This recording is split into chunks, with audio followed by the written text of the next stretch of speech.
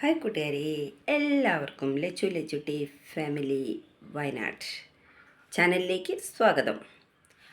അപ്പോൾ എന്തൊക്കെയുണ്ട് വിശേഷങ്ങൾ? എല്ലാവർക്കും സുഖം തന്നെയല്ലേ? അപ്പോൾ എല്ലാവരും എൻ്റെ ചാനലും കൂടി ഒന്ന് സപ്പോർട്ട് ചെയ്യണം. നിങ്ങളുടെ സപ്പോർട്ട് ഉണ്ടെങ്കിൽ മാത്രമേ ലച്ചുട്ടിക്ക് മുന്നോട്ട് പോകാൻ പറ്റുള്ളൂ. അപ്പോൾ നമ്മൾ സാധാരണ രാവിലെ എഴുന്നേൽക്കുന്നു. ഞാനിവിടെ ഉണ്ടല്ലോ, ഞങ്ങൾക്കൊരു ഇരട്ടത്തലി പക്ഷിയുണ്ട്. കിടക്കുന്നോടത്ത് വന്ന് ജനൽമ കൊത്തി കൊത്തി നമ്മൾ എണീപ്പിക്കും. അവൻ്റെ ടൈം എന്ന് പറയുന്നത് 7 മണി, 7:30, 8 മണിയാണ്. അപ്പോൾ നമ്മൾ എഴുന്നേൽക്കണം. ഞാൻ വീട്ടിൽ വരുമ്പോൾ മാത്രമേ ഉള്ളൂ കേട്ടോ 8, 8:30, 9 മണി വരെ കിടക്കുന്നുള്ളൂ. ഡ്യൂട്ടിക്ക് പോയി കഴിഞ്ഞാൽ കറക്റ്റ് 6 മണീൻ്റെ മുമ്പേ എഴുന്നേൽക്കും. നമ്മുടെ കാര്യങ്ങളെല്ലാം ചെയ്യണമല്ലോ നമ്മൾ. പക്ഷേ ഇന്നിപ്പോൾ ഞാനിവിടെ പറയാൻ പോകുന്നത്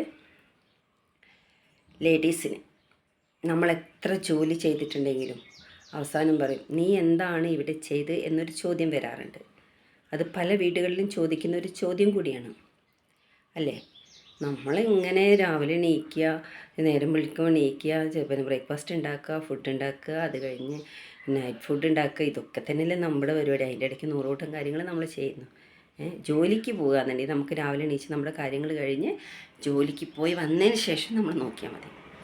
എന്നിട്ടുണ്ടാവും വീട്ടിലിരിക്കുന്ന വീട്ടമ്മമാരോട് ഒരു ചോദ്യം, നിനക്ക് എന്തായിരുന്നു ഇത്ര നേരം ഇവിടെ ഒരു പണി എന്നുള്ളൊരു ചോദ്യമുണ്ട്. ആ ചോദ്യം കേൾക്കുമ്പോൾ നമുക്കും വിഷമമുണ്ടാവില്ലേ? എന്നാൽ പിന്നെ പരസ്പരം സഹായിക്കുന്ന ആളുകളാണെങ്കിൽ കുഴപ്പമില്ല. പരസ്പരം നമുക്ക് ഓരോ പണിയെടുക്കുമ്പോൾ അതിൻ്റെ കൂടെ വന്ന് നമ്മളെ സഹായിക്കുകയാണെങ്കിൽ ഓക്കെ, സമ്മതിച്ചു. പക്ഷേ ഇതൊന്നുമില്ല. എന്നിട്ട് വെറുതെ ഒച്ചപ്പാടുണ്ടാക്കും. എല്ലാ സ്ഥലത്തും ഇല്ല കേട്ടോ, ചില സ്ഥലങ്ങളിൽ മാത്രമേ ഉള്ളൂ ഇങ്ങനെയൊക്കെ സംഭവങ്ങളെ. അപ്പോൾ എല്ലാവരും ഒരു വീടാകുമ്പോൾ പരസ്പരം അങ്ങോട്ടും ഇങ്ങോട്ടും സഹകരിച്ച് നല്ല രീതിക്ക് മുൻപോട്ട് പോവുക. അപ്പോൾ ആ വീടിന് സന്തോഷവും സമാധാനവും എല്ലാം ഉണ്ടാവും.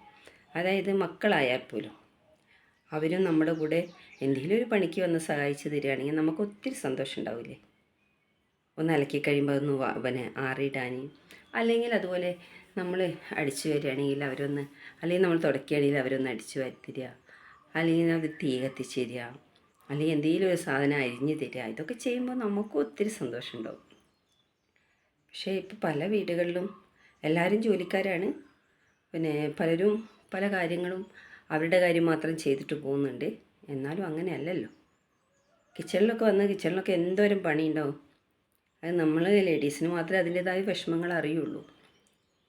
പക്ഷേ ചില സ്ഥലത്തൊക്കെ പുരുഷന്മാരും പിന്നെ ലേഡീസിനെ സഹായിക്കാറുണ്ട്.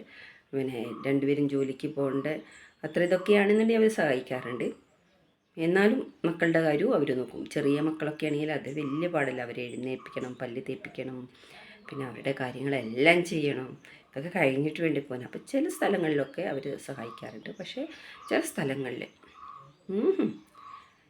എനിക്ക് സമയമില്ല, നീ അങ്ങ് ചെയ്തോ, നിനക്കെന്താ ഇവിടെ പണി എന്നുള്ള ചോദ്യമാണ്.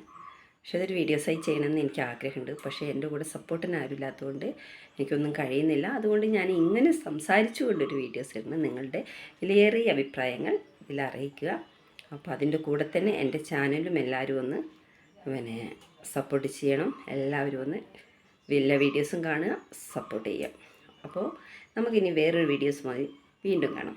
Okay, bye bye.